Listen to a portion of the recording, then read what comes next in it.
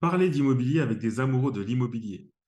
Je m'appelle Kevin, créateur de Cash Immobilier Podcast. Je plonge dans l'immobilier pour vous aider à comprendre les bases de l'investissement préféré des Français et discute avec certains acteurs du secteur. Je souhaite que ceux qui veulent avoir accès à la propriété puissent avoir les clés pour réussir. Je suis, avec ma femme, donc, nous sommes propriétaires de plusieurs biens, ce qui permet de partager des connaissances avec vous à l'occasion des épisodes en solo. Donc, cette semaine, c'est un épisode en solo. Alors, vous avez dû remarquer que le nom du podcast a changé. Avant, c'était Cash Cash Podcast, mais maintenant, c'est Cash Immobilier Podcast. Alors, je voulais suivre des conseils qu'on m'avait donnés pour être plus précis au niveau de mon contenu, plus précis au niveau des personnes que je voulais toucher avec le podcast. Donc, c'est pour cette raison que le podcast a changé de nom. Donc maintenant, Cash Immobilier Podcast. Donc si vous voulez me joindre sur Instagram, c'est cash-du-8 immobilier-du-8 podcast. Alors, je vous laisse en ma compagnie pour cet épisode en solo. Je vous retrouve juste après le jingle.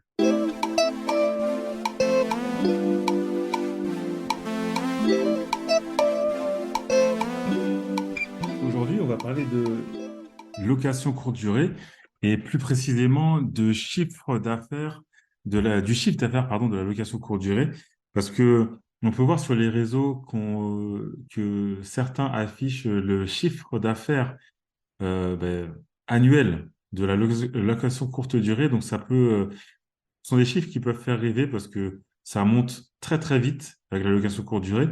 Mais ce qui est important de prendre en compte et de retenir, c'est que le chiffre d'affaires n'est pas le bénéfice.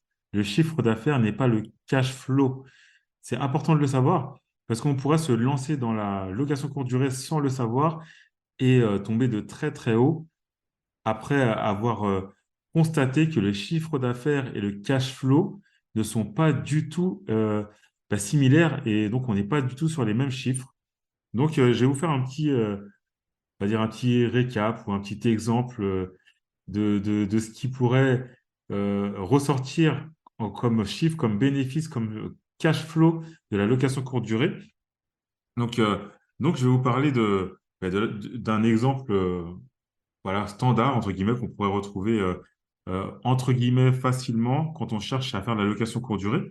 Et vous verrez que c'est important de le savoir parce que quand on fait de la location courte durée, généralement, c'est pour avoir du cash flow et c'est pour se créer un complément de revenu.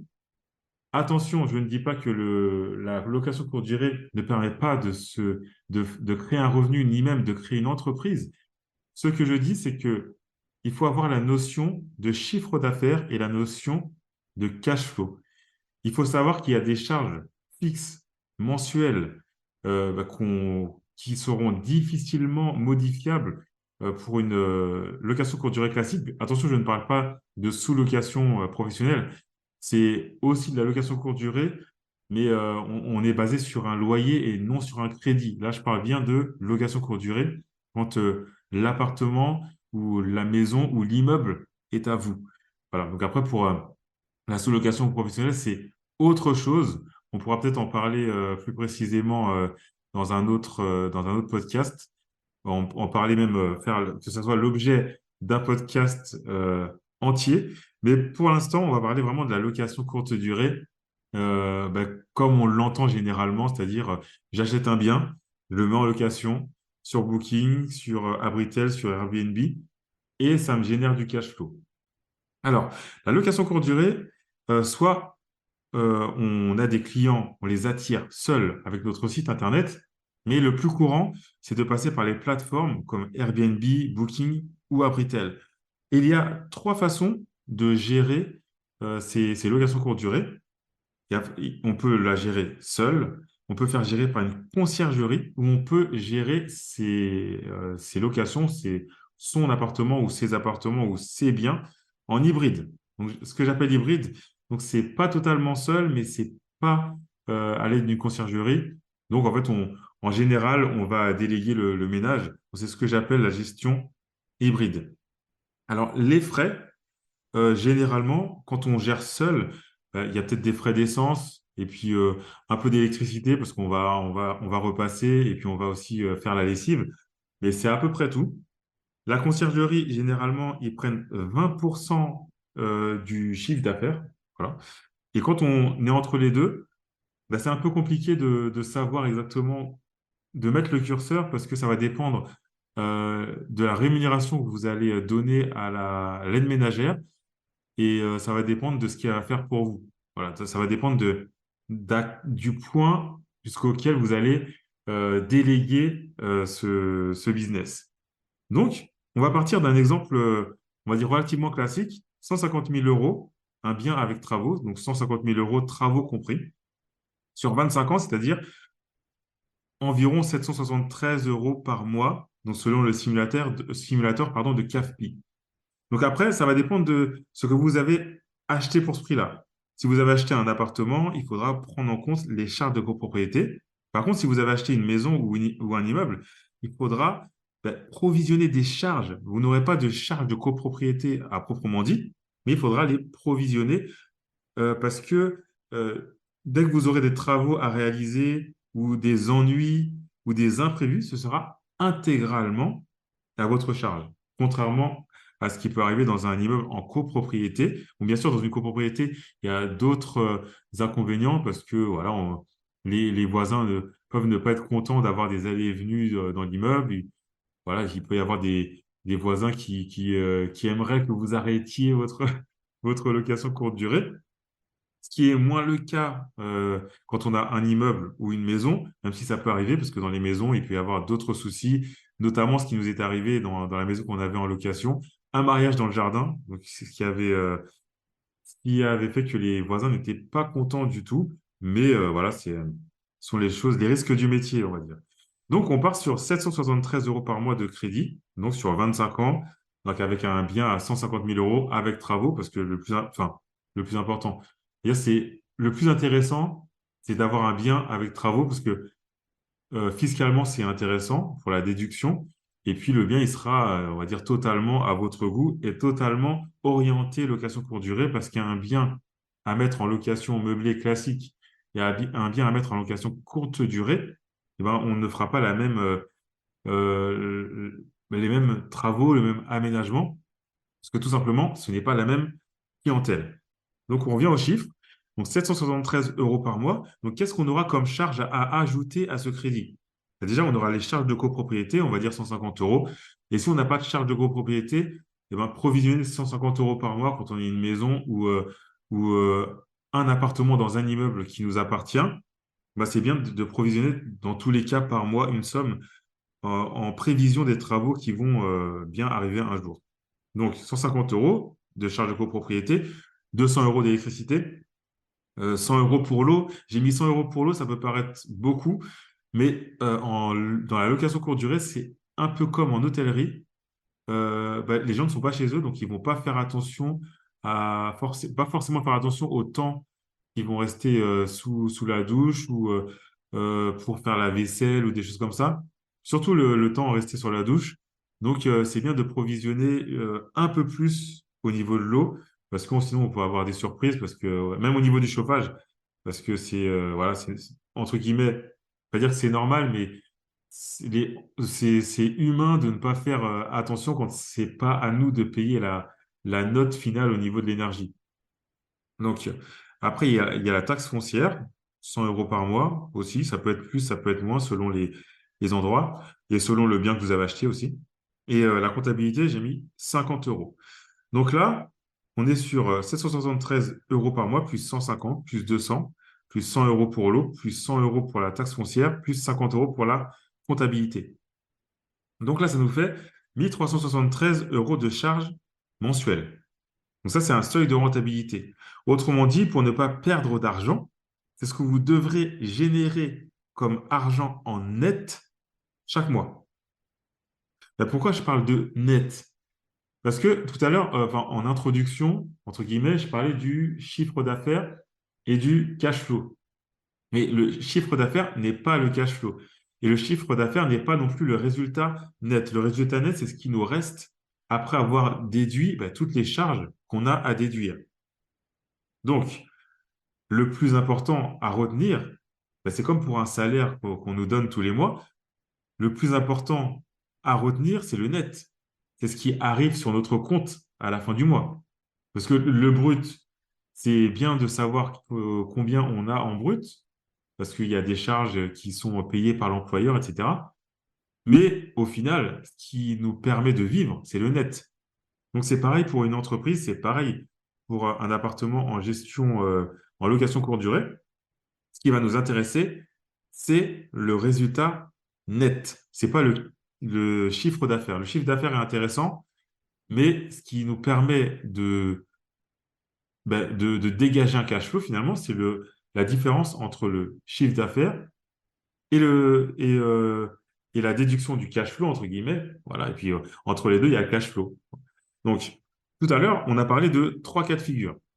La gestion seule, la gestion par une conciergerie, la gestion hybride. Déjà, pour la gestion seule, il y aura plus ou moins de frais selon la gestion qu'on voudra faire. Donc, comme je disais tout à l'heure, également pour pour la conciergerie, généralement, ils partent sur 20% de frais. Donc, en fait, ils facturent 20% de ce qu'on va gagner. Donc, personnellement, pour faire mes calculs de rentabilité, moi, je pars sur un taux de remplissage. Donc, un taux de remplissage ou un nombre de nuitées. Donc, c'est 70% du mois, donc soit 21 jours. Donc, on imagine que vous avez fait une étude de marché de la zone dans laquelle vous avez acheté le bien avant d'acheter ce bien. Donc, vous savez que pour un bien comme le vôtre, vous aurez peut-être une nuitée de 100 euros. Donc, on va partir sur 100 euros après déduction des frais de plateforme. Parce qu'après, sinon, ça devient trop compliqué. Il y a trop de chiffres. Parce qu'en fait, Airbnb facture un certain pourcentage de frais. Booking, c'est pareil. Abritel aussi. Il y a un pourcentage qui est facturé aux clients, aux voyageurs, un pourcentage qui est facturé aux propriétaires. Donc ça va être trop compliqué. Donc, je prends 100 euros après déduction des frais de plateforme. Donc, si on garde les 21 jours de taux de remplissage, ça fait 21 jours fois 100 euros, c'est-à-dire 2100 euros par mois, soit 25 000 euros de chiffre d'affaires annuel. Donc, imagine que vous ayez 4 biens avec ce même chiffre d'affaires. Ça fait 100 000 euros de chiffre d'affaires annuel. Dit comme ça fait un peu rêver. Mais dans cet épisode, ce que je voulais démontrer, ce dont je voulais parler, c'était du côté réel de la location courte durée en termes de chiffre d'affaires, de bénéfices ou de cash flow. Parce que vous verrez que le chiffre d'affaires annuel comme ça peut paraître énorme, mais le cash flow qui nous reste, c'est-à-dire la partie qui va permettre de nous payer et de payer peut-être les imprévus ou autres, elle n'est pas du tout au même niveau que ces 25 000 euros initiaux. En sachant que c'est une entreprise. Donc, le taux de remplissage varie selon les mois. Donc, il n'y aura pas un revenu similaire au mois dernier. Ça peut varier du simple au double selon les secteurs et selon les moments de l'année. Donc, déjà, il faut partir du principe que les 1373 euros de charges dont je vous ai parlé tout à l'heure sont des charges fixes qu'il y aura tous les mois à payer. Mais par contre, le chiffre d'affaires ou ce que vous allez gagner en rapport à votre bien ne sera pas similaire tous les mois. Donc, le plus important, je trouve, hein, c'est d'avoir déjà une épargne de précaution avant de démarrer pour pouvoir faire face peut-être à ces premiers mois qui ne seront pas forcément comme on le voudrait. Quoique, ça va dépendre du secteur. Il y a des secteurs où ça part tout de suite et tous les biens entre guillemets, les biens qui sont bien aménagés sont loués tout de suite et très bien et continuellement. Bon, ça, c'est très bien. Mais en tout cas, il faut toujours garder ce côté prévoyant et garder une somme sur son compte tous les mois en prévision, voilà, pour pouvoir prévoir les imprévus. Alors, pour rester sur notre exemple, on va partir du principe que le revenu brut est de 2100 euros, comme on a vu tout à l'heure. Autrement dit, 25 000 euros par an brut. Donc, c'est le chiffre d'affaires.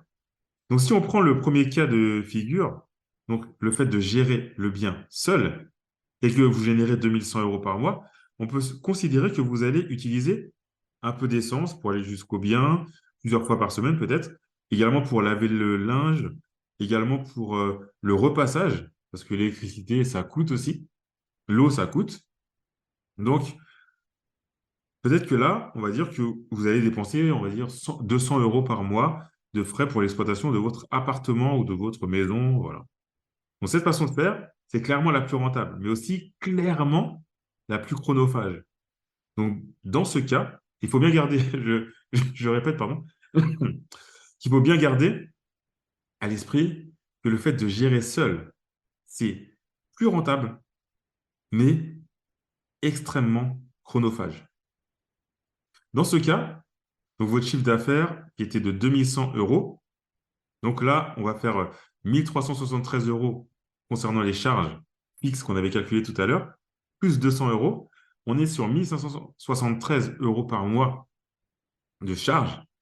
Donc, si on fait 2100 moins 1573, on est sur 527 € de cash flow avant impôt, soit 6324 € de cash flow annuel. Et vous vous souvenez tout à l'heure, je vous ai dit que 2100 € par mois de cash flow, pardon, de chiffre d'affaires, ça fait 25 000 € de chiffre d'affaires annuel. Mais par contre, quand on a déduit toutes les charges, dans cet exemple, le bénéfice annuel est de 6 324 €. Donc, on est loin des 25 000 € de cash flow. Ça ne veut pas dire que ça rapporte rien, ça rapporte, mais il faut bien faire, il faut bien avoir cette notion-là de chiffre d'affaires et de cash flow, finalement, de ce qui nous reste réellement à la fin. Donc, dans le deuxième cas de figure, donc la gestion par une conciergerie, généralement, les conciergeries prennent 20% du coût global de la nuitée. Mais pour ce calcul, on va rester sur les 100 € à la nuitée après déduction des frais, parce que sinon, ça va être trop compliqué. Mais parce que ce podcast est vraiment pour cet épisode, est vraiment pour que ceux qui veulent se lancer dans la location courte durée comprennent bien ce qu'il y a derrière le chiffre d'affaires, ce qu'il y a comme charge. C'est pas pour vous décourager, c'est vraiment pour savoir ce qu'il y a à calculer, savoir ce qu'il y a à payer tous les mois. Parce que si on part du principe que je vais gagner 25 000 € par an et que c'est ce que j'aurai à dépenser et ce que j'aurai dans la poche, c'est faux. Donc, il faut savoir avoir cette notion-là et savoir faire ces calculs-là avant d'acheter un bien pour ne pas tomber de très haut après quand on commence l'exploitation et voir que le bien n'est pas forcément aussi rentable que ce qu'on avait vu. Alors, pour le calcul concernant la conciergerie, euh, on va rester sur 100 € comme je vous disais, soit 2100 € par mois. Donc, 2100 € par mois. On va toujours faire le petit calcul hein, qu'on fait par rapport aux charges de copropriété, aux charges pardon, mensuelles qu'on aura à déduire de ces charges fixes. On aura 1373 € de charges, comme on a vu tout à l'heure. Mais comme il y a 20% pris par la conciergerie, parce que la conciergerie, ben, forcément, fait tourner le bien, c'est elle qui gère les locations, elle qui gère surtout les locataires. Donc, sur 2100 €, 20%, ça fait 420 €. Donc, 1373 € pardon, plus 420 €, on est sur 1793 €, soit un cash flow net de 307 € par mois ou 3684 € par an. Donc, toujours pareil, chiffre d'affaires annuel 25 000, cash flow annuel 3684. Maintenant, il y a le troisième cas de figure. Tout simplement, en termes de rentabilité, vous allez être entre ces deux cas de figure précédents. Ce sera à vous de calculer ce qui est le plus intéressant pour vous en termes de rentabilité. Parce que une gestion hybride, ça implique une certaine gestion du bien. Généralement, quand on gère le bien, mais qu'on gère en hybride, c'est-à-dire sans gérer totalement seul et sans faire gérer pardon, par une conciergerie, on fait appel généralement à une aide ménagère ou une entreprise de ménage. Il y a aussi des outils qui permettent de gérer un bien relativement passivement, mais ça ne sera jamais aussi passif que si vous faites gérer par une conciergerie. Mais par contre, ça sera moins chronophage que si vous faites, si vous gérez l'ensemble de vos biens seul. Donc c'est pour ça que c'est entre les deux. Le plus important, c'est de faire le ratio temps-rentabilité. Est-ce que le plus important pour vous est d'avoir du temps et que l'argent n'est pas le plus important? Là, il faudra plutôt vous tourner vers une conciergerie. Ou est-ce que le plus important pour vous est de créer une entreprise, de la gérer peut-être seule, mais que dans tous les cas, si vous voulez développer cette entreprise, vous n'allez pas pouvoir rester seul bien longtemps. Il va falloir déléguer au moins une partie de vos tâches pour pouvoir continuer à exploiter vos ou votre bien. Par contre, si c'est euh, un complément de revenu que vous voulez avoir et que vous avez du temps pour gérer le ménage, pour gérer les personnes qui vont venir, les voyageurs, et que vous voulez rester sur un seul bien et que vous vous dites que moi, ça me suffit, 500 euros par mois, ça me suffit, eh ben, faites le test finalement de gérer un bien seul. Alors, qu'est-ce qu'on pourrait dire pour conclure? La location courte durée, c'est un mode d'exploitation très rentable. C'est même peut-être le mode d'exploitation le plus rentable selon les secteurs. Il faut aussi garder à l'esprit que j'ai fait mon calcul sur 21 jours. Donc, il y a des appartements ou des maisons qui seront loués 21 jours ou plus, peut-être même 25 ou 30 jours par mois. C'est ce qui était le cas pour nous, pour l'appartement qu'on avait et qu'on a vendu.